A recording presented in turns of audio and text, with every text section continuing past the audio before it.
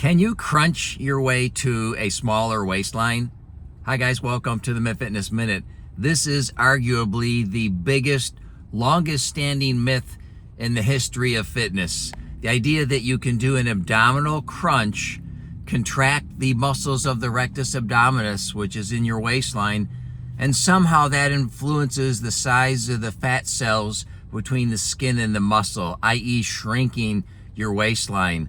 When those muscles contract, they do not communicate with the fat cells. Those nerves do not innervate the fat cells. So this is a completely unrelated activity. You can do 1 billion crunches and have zero effect on the size of your waistline. What does influence your waistline, of course, is what you're eating.